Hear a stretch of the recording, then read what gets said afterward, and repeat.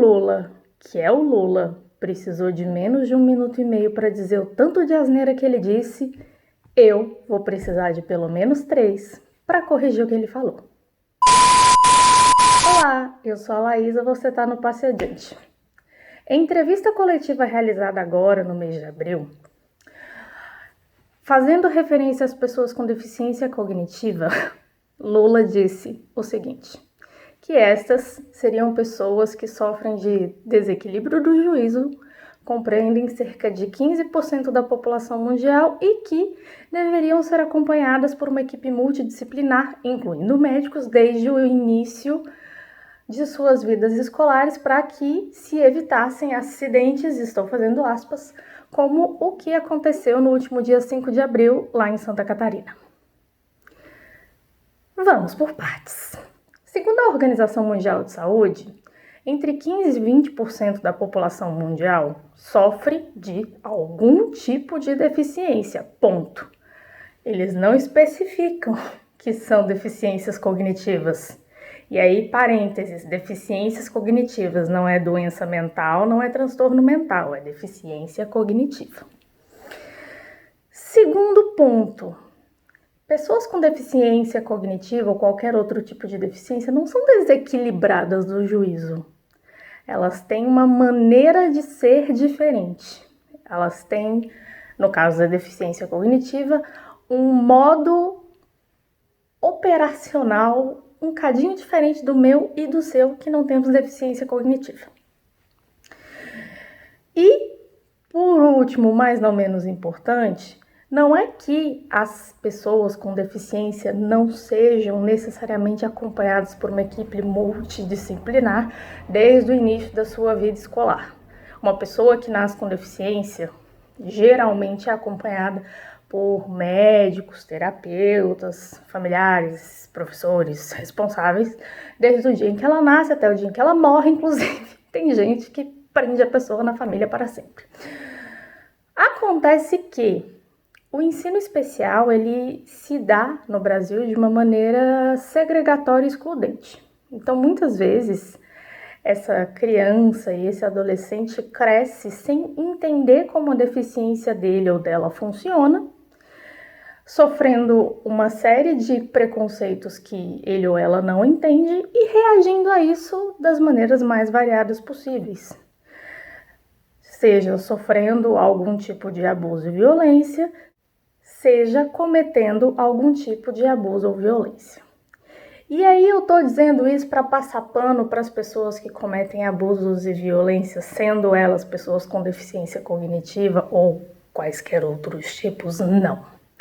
Eu tô dizendo que se para uma professora é complicado tomar conta de 20 a 40 crianças dentro de uma sala de aula, principalmente se tiver alguma com algum tipo de deficiência, e se ela não tiver auxiliar lá dentro, é complicado.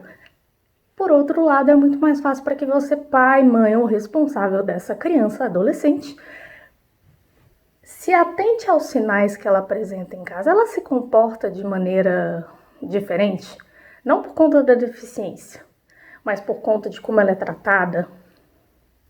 Porque acidentes em escolas, aí eu tô falando de ataques, episódios de violência, etc., eles não vêm do nada. As pessoas que cometem ataques a escolas ou quaisquer tipos de lugares, elas dão algum tipo de sinal e passaram por algum tipo de experiência que levaram elas para aquele lugar de violência, de abuso, de extremismo ao qual ela não teve controle.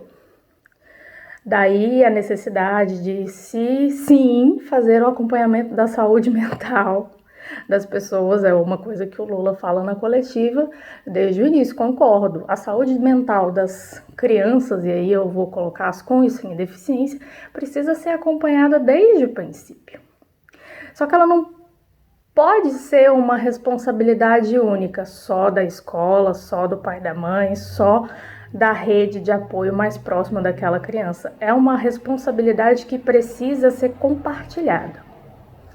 Porque se é muito mais fácil eu prestar atenção em 1, 2, 3 crianças dentro da minha casa,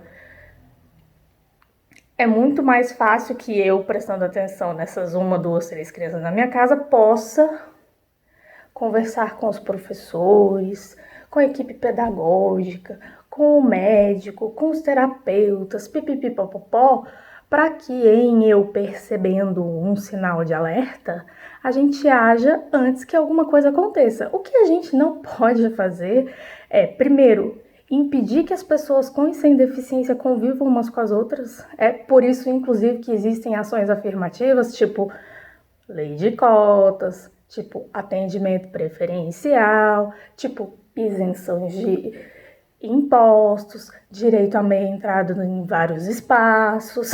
É para que a gente conviva com pessoas que tenham diferenças.